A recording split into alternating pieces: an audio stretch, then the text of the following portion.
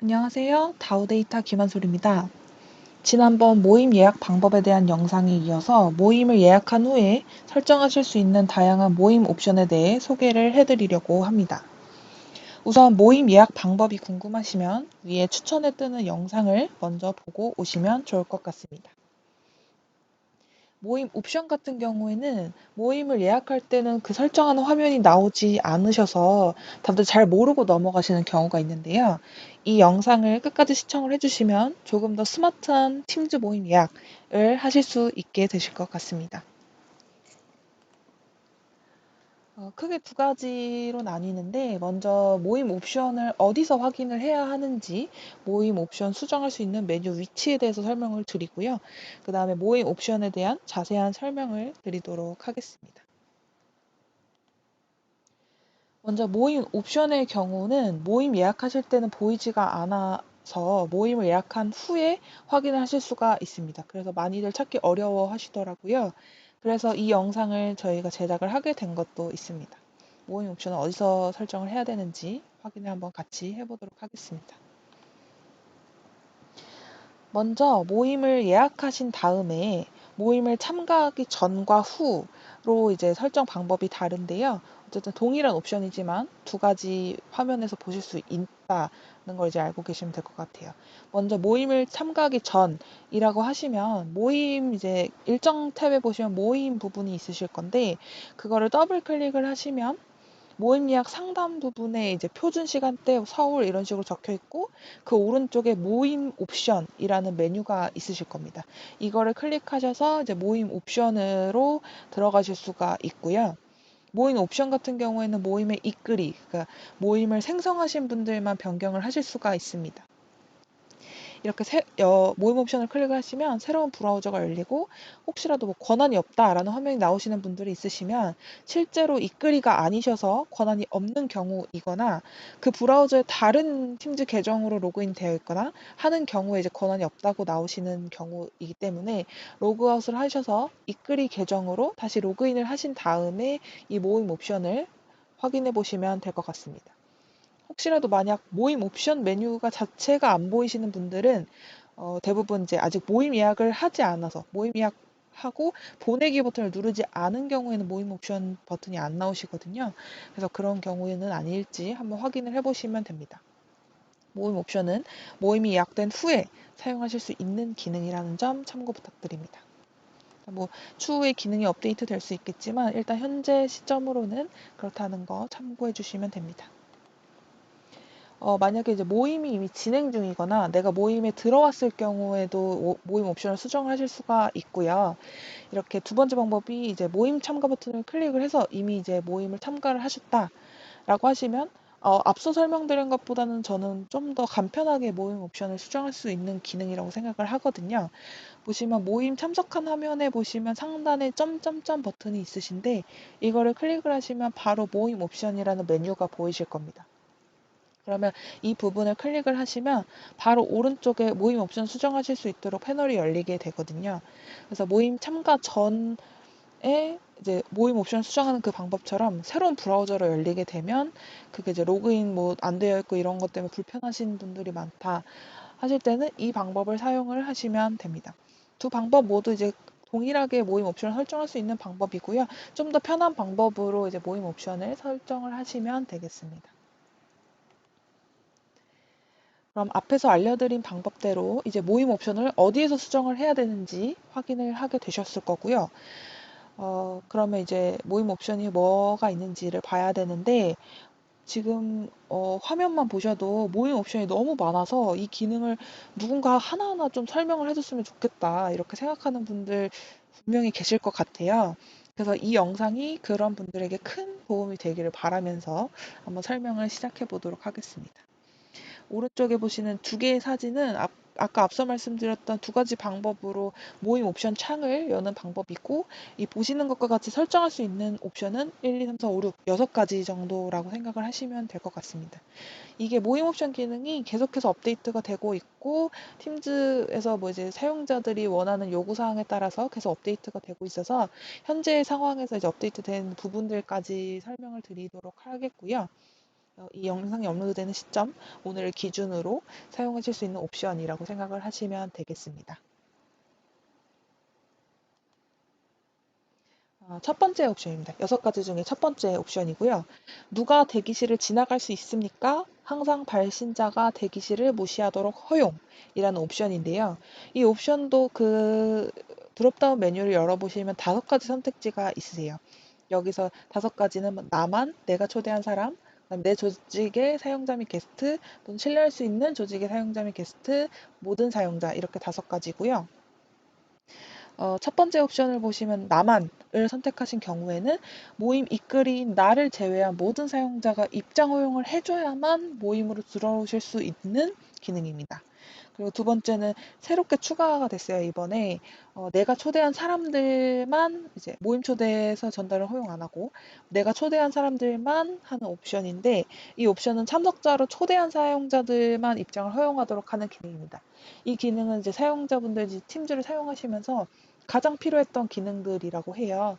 뭐 조직 단위로 이제 구분할 수 있겠지만 이것들도 이제 어쨌든 불편하고 내가 허용했던 사용자 외에는 내가 허가를 해줘야만 들어올 수 있게끔 하고 싶은데 이런 것들이 안 돼서 좀 불편하다 뭐 이런 경우가 많았는데 이번에 이 옵션이 추가가 되므로 좀 더 편리하게 초대나 이런 것들을 해서 사용하실 수 있을 것 같습니다.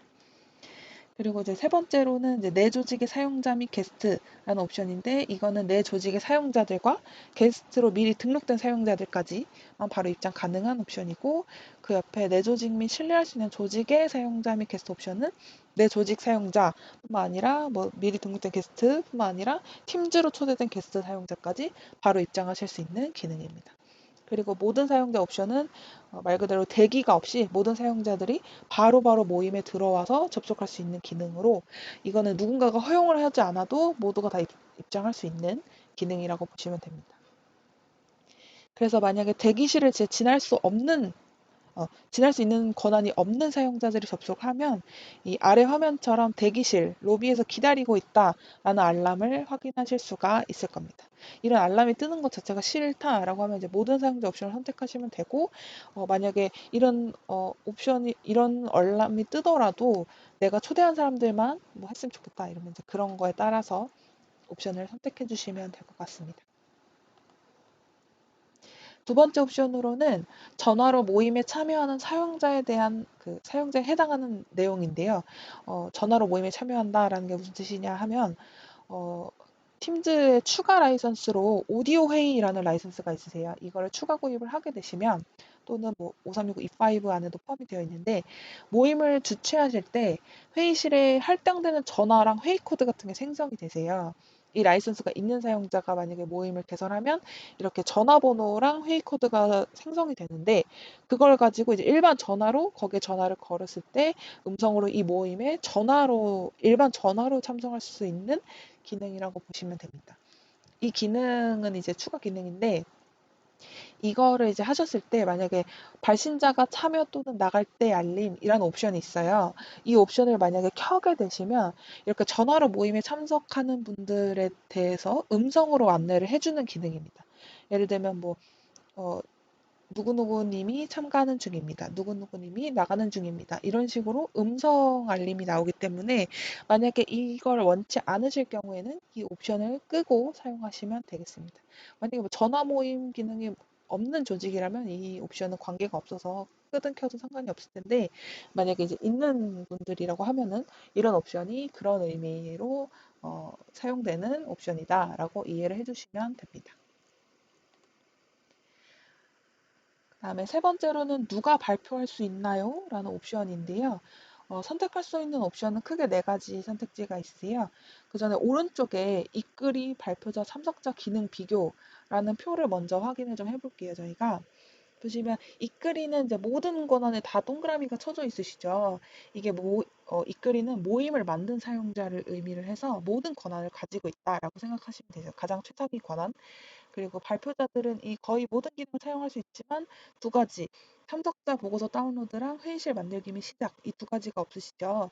어, 회의실을 만들고 회의를 시작하는 것들은 이제 불가능하다, 발표자들은. 그래서 PT 발표하고 뭐 모임 녹화하고 이런 뭐 사용자를 제거한다, 이런 다양한 기능들을 사용하실 수가 있지만 이끌이보다는 낮은 권한이라고 생각을 하시면 됩니다. 그리고 이제 이끌이도 아니고 발표자도 아닌 사용자들을 이제 다 참석자라고 부르는데요. 참석자 같은 경우에는 발표할 수 있는 권한이 없는 사용자이세요. 그래서 참가하고 뭐 음성이나 비디오 같은 걸 켜는 기능은 되지만 PT를 공유하시거나 하는 기능은 사용을 하실 수가 없습니다. 그래서 회의의 목적에 따라 자유롭게 모든 사람들이 말하고 발표할 수 있도록 하시려면 모든 사용자 옵션을 설정하시는 걸로 권장을 드리고요. 특정인만 발표해야 되는 모임이다, 이런 경우에는 특정 사용자라는 옵션을 선택을 해서 사용하시면 되겠습니다. 여기서 만약에 참석자이신데도 발표를 좀 해야 된다라고 하시면 특정 사용자 옵션을 설정을 하신 다음에 모임 중간중간에 이제 참석자인데도 뭔가 말을 해야 될 경우가 있다고 손 들고 이제 발표 말 질문하고 싶습니다, 이런 경우가 있거든요. 그럴 때는 이끌이랑 발표자가 음소거 해제를 허용을 그때그때 또 해주실 수가 있어요. 음소거를 해제했다가 음소거 다시 설정했다가 이런 식으로 하실 수가 있어서 가장 많이 쓰시는 옵션은 이제 특정 사용자 옵션으로 설정하신 다음에 원하는 사용자들만 음소거를 해제하도록 하시면 될 것 같습니다. 그다음에 네 번째는 참석자의 마이크 사용을 허용할까요? 라는 옵션인데 이 옵션이 이제 좀 이것도 근래 들어 생긴 옵션입니다.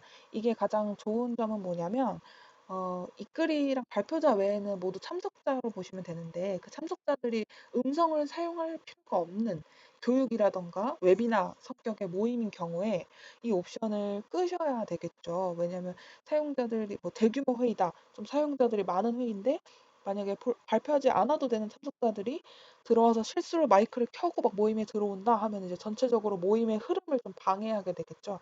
그래서 이런 옵션을 끄면 이런 것들을 막아줄 수가 있습니다. 그래서 뭐 앞서서 특정 사용자만 발표할 수 있게끔 하고 이렇게 참석자들의 마이크 사용 허용을 옵션을 끄고 이런 식으로 하는 것들을 이제 많이 권장을 드리고, 이 옵션 꺼놓고 아까 말씀드렸던 것처럼 참석자들이 음성을 잠깐 켜야 돼서 해야 할 말이 있는 경우에는 뭐 모임 이끌이나 발표자가 잠깐 일시적으로 해제를 해주고 이런 식으로 사용하시는 걸 권장드립니다. 다섯 번째로는 모임 채팅 허용 옵션입니다. 이 모임을 몇 번 개설하거나 혹시 참여를 해보신 분들이라면 모임 끝나고 나서 뭐 한참이 지났는데 누군가 모임 채팅에 실수로 이제 글을 남겼을 때 전부 다 알람이 온다거나 이런 경험이 있으신 분들이 있으실 것 같아요. 저는 좀 자주 겪었었는데 이게 모임이 종료가 되더라도 그 해당 모임에 대한 채팅 기록이 여전히 남아 있으세요. 그리고 채팅방도 남아 있는 상태이기 때문에 사용자들이 모임에서 나가기를 하지 않았으면 그 채팅방에 올라오는 알람이 계속해서 받으시게 되실 거예요. 그래서 이런 경우를 이제 사전에 대비하기 위해 이 옵션이 있는 건데 이 옵션을 적절히 사용하시면 좋습니다. 만약에 채팅이 필요 없는 모임이다, 그러면 이 옵션 그냥 아예 사용 안 함으로 하셔서 모임 중에도 그냥 음성으로만 뭐 회의를 하시고 채팅은 우린 필요 없다 하시는 경우에는 이렇게 사용 안 함으로 하시면 되는데 어, 대부분이 뭐 음성이 안 돼서 꼭 채팅을 남겨야 되는 경우가 있기는 있으시더라고요. 그래서 이거는 잘 사용을 안 하시고 모임 중에 이제 채팅이 필요하지만 만약에 모임을 종료했을 때는 채팅하지 않도록 하고 싶다 할 때 이제 이 진행 중인 모임 전용이라는 옵션을 많이 사용을 하십니다. 그래서 이 옵션을 선택을 하게 되시면 모임을 종료하게 되신 다음에 채팅을 사용자들이 남기실 수 없게 됩니다.